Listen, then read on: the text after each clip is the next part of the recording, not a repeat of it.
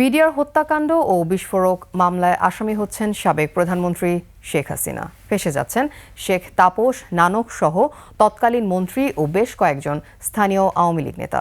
সাক্ষীদের জবানবন্দিতে BDR হত্যাকাণ্ডে এসব নেতার জড়িত থাকার অভিযোগ পাওয়ায় তাদের বিরুদ্ধে মামলা হবে বলে জানান chief public prosecutor Borhan Uddin. Ariful ইসলামকে সঙ্গে নিয়ে আকাশুজ্জামানের রিপোর্ট। শিয়া বাটার ও ভিটামিন সমৃদ্ধ লিলি বিউটি সোপ, তারুণ্যময় উজ্জ্বল ত্বকের জন্য। 2009 সালের 25 ফেব্রুয়ারি রক্তাক্ত হয় পিলখানা।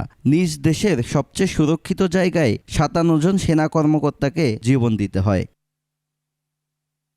বিচারিক আদালত 2013 সালের 5 নভেম্বর এ মামলার রায়ে 152 জনকে মৃত্যুদণ্ড, 160 জনকে যাবজ্জীবন এবং 256 জনকে বিভিন্ন মেয়াদে কারাদণ্ড দেয়।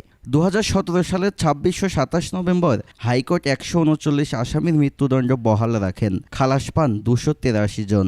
মামলাটি এখন আপিল বিভাগে চূড়ান্ত নিষ্পত্তির অপেক্ষায়।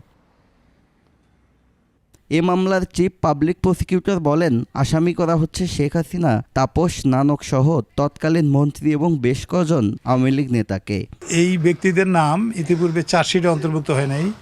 এর মধ্যে সাবেক প্রধানমন্ত্রী শেখ হাসিনা, তৎকালীন মেয়র ব্যারিস্টার তাপস, ফজলুর তাপস, একাধিক সংসদ সদস্য, একাধিক মন্ত্রী, স্বরাষ্ট্রমন্ত্রী সাহারা বেগম, তারপরে বেশ কয়েকজন সংসদ সদস্য সহ তাদের নাম এসেছে। কিছু আওয়ামী লীগ স্থানীয় নেতাদের নামও এসেছে।